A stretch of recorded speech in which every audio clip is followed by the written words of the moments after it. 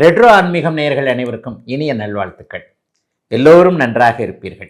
இப்பொழுது 2026 ஆனி மாதம் எப்படிப்பட்ட பலன்களை கொடுக்க போகிறது அப்படிங்கிறத எப்போது பார்த்தலாம். மேஷம் முதல் மீனம் வரையிலான 12 ராசிக்காரர்களுக்கு தனித்தனியாக என்னென்ன பலன்கள் நடக்கிறதுன்றது இப்போது பார்க்கறதுக்கு முன்னாடி, இந்த 2026 ஆனி மாதத்தில் முக்கியமான கிரக பயிற்சிகள் ஏதாவது இருக்கா, கிரக நிலைகள் எப்படி இருக்குது, அது 12 ராசிக்காரர்களுக்கு அவசியமான ஒன்று. ஐயா, சூரியன் மிதுனத்திற்கு வந்து விடுவார். மாதத்தின் ஆரம்பத்திலிருந்து மாதத்தின் இறுதி நாள் வரைக்குமே சூரியன் மிதுனத்தில் இருப்பது தான் அந்த ஆனி மாதம்னு சொல்கிறோம். அப்போ மிதுன வீட்டிற்கு அவர் மாறக்கூடிய அமைப்பு, புதனுடைய வீட்டிற்கு மாறக்கூடிய அமைப்பு, மிகப்பெரிய கோச்சார ரீதியாக எல்லாவற்றையும் பாதிக்கக்கூடிய சனி நல்ல மீனத்திலே இருக்கிறார். இருக்கிற இடத்துலையே இந்த மாதம் முழுக்க இருக்கிறார். அவர் எந்த விதமான மாற்றத்தை அடைகிறதில்ல. இதில் ஒரு பெரிய விஷயம் என்னென்னா, உச்ச குரு சனியை பார்ப்பது என்பது சனியால் இதுவரை தொல்லைகளை அனுபவித்து கொண்டிருந்த எல்லாருக்குமே அப்படி ஒன்றும் பெரிய கஷ்ட நஷ்டங்கள் இருக்காதுன்றதை காட்டுது. சனிக்கடுத்து 2ஆம் நிலை நல்ல கிரகமான குரு பகவான் இப்போ தான் போன ஜூன் மாதம் 2ஆம் தேதி தான் மாறி இருக்கிறார். ஒரு 10-15 நாட்களுக்கு முன்னாடி மாறினது. கடகத்தில் அவர் உச்சகுருவாக இருப்பது மிகப்பெரிய யோகம்.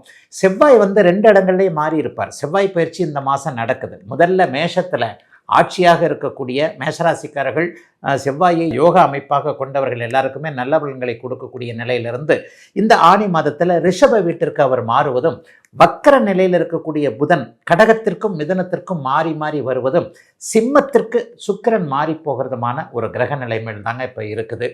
ராகு யாரையும் பீடிக்கலை. பொதுவாகவே ராகு கேதுக்கள் யாரையாவது ஒருத்தரை பீடிச்சாங்கன்னா, அதாவது ராகு கேதுக்களோடு யாராவது ஒருத்தர் இணைஞ்சிருந்தாங்கன்னா, அந்த கிரகத்துடைய ஒரு தன்மைகள் நன்மைகள் அந்த ராசிக்காரர்களுக்கு அது ஒரு யோகமான இருந்தால் அது கிடைக்காம போயிடும். அந்த மாதிரியான அமைப்புகள் எதுவுமே இந்த ஆனி மாதத்தில் கண்டிப்பாக கிடையாது.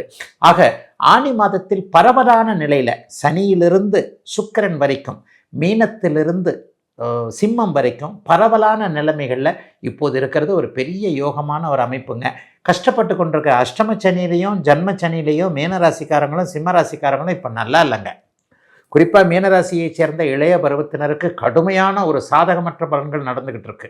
அதே மாதிரி சிம்ம ராசியில் பூரம் நட்சத்திரத்தில் பிறந்தவர்களுக்கு போன மாதத்துலேருந்து டைம் நல்லா இல்லை. அதுக்கு முன்னாடி மக நட்சத்திரத்தில் பிறந்தவர்களுக்கு பெரிய ஒரு மாதிரியான இக்கட்டுன்னா என்னங்க, அவரவருடைய பிறந்த ஜாதக அமைப்பிற்கு ஏற்றார் போல் முன்னால் போனால் கடிக்குது, பின்னால் போனால் உதைக்குதுன்ற ஒரு நிலைமைகள் கண்டிப்பாக இருந்து வந்தன.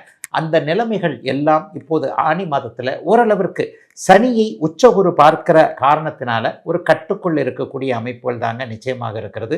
பெரிய சோதனைகள் எதுவும் இப்போதைக்கு கண்டிப்பாக வராது. 12 ராசிக்காரர்களுக்கும் சுபர்கள் என்று சொல்லப்படக்கூடிய புதன் குரு சுக்கிரன் 3 பேருமே இந்த ஆனி மாதத்தில் கடக வீட்டில் உச்சமாக இருக்கக்கூடிய தன்மை, ஆனி மாதத்தின் நடுப்பகுதியில் ஆனி பௌர்ணமி என்று சொல்லப்படக்கூடிய, அப்படியே அந்த ஆனி மூலம் என்று சொல்லப்படக்கூடிய அமைப்பில் ஒரு பௌர்ணமி நிலைமைகளில் சந்திர அதியோகத்தில் அந்த புதனும் சுக்கிரனும் குருவும் ஒரே நேரத்தில் ஜூலை மாதம் 1ஆம் தேதியாக இருக்கலாம். ஆனி மாதத்தின் நடுப்பகுதியில் ஆனி மாதத்தின் 15-16ஆம் தேதிகளில் பார்த்தீங்கன்னா பௌர்ணமி அமைப்பில் சந்திரனும் வலுவாக இருக்கிறார், புதனும் சுக்கிரனும் குருவும் கடகத்தில் வலுவாக இருக்கிறார்கள். ஆகவே கிட்டத்தட்ட எல்லோருமே ஓரளவிற்கு வரவேற்கக்கூடிய நல்ல மாதமாகவே அமைஞ்சிருக்குங்க இந்த ஆனி மாதம்.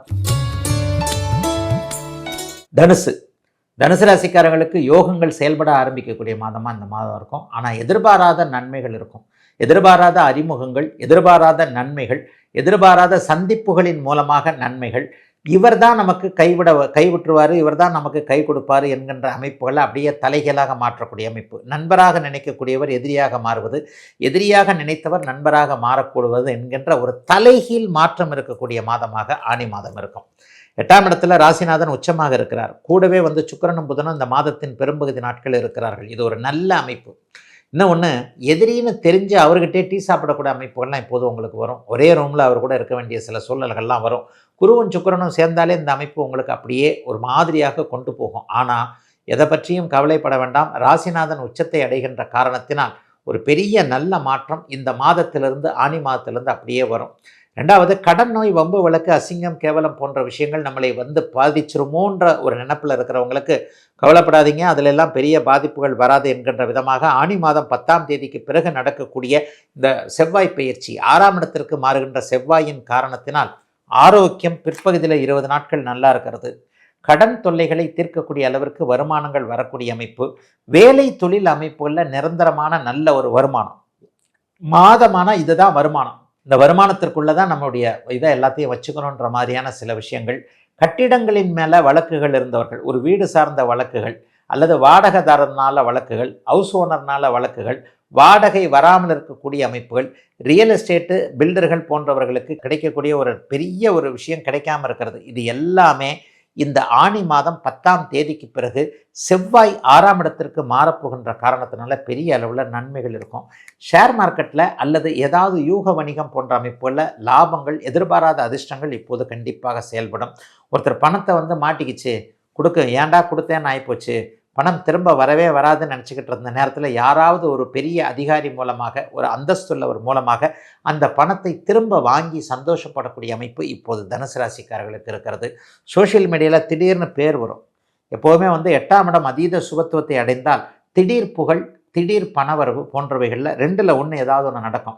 இவராக இப்படி செஞ்சிட்டாருன்ற மாதிரியாக நல்ல சந்தோஷமாக மற்றவர்கள் உங்களை நினைக்கக்கூடிய அமைப்பு, அல்லது எப்படி இந்த பணம் இந்த அளவுக்கு நமக்கு கை கொடுத்துச்சு, ஏதோ கடவுள் புண்ணியம் வந்துருச்சியா அப்படின்ற மாதிரியாக பணவரவில் ஒரு சந்தோஷப்படக்கூடிய அமைப்பு. 8ஆம் இடத்தில் 3 சுபர்கள் கூடி 2ஆம் இடத்தை பார்க்குறாங்க இல்லையா? தனம், வாக்கு, குடும்பஸ்தானம் இப்போது இந்த மாதம் முழுவதும் வலிமை அடைந்திருக்கின்ற காரணத்தினால் பணப்பிரச்சனைகள் தீரக்கூடிய அமைப்பு, குடும்பத்தில் கூட கொஞ்சம் ஒருவருக்கொருவர் விட்டு கொடுத்து போகக்கூடிய தன்மைகள் என தனுசுக்கு நல்லவைகள் அதிகம் நடக்கக்கூடிய மாதமாக அமைஞ்சிருக்குங்க இந்த 2026 ஆனி மாதம்.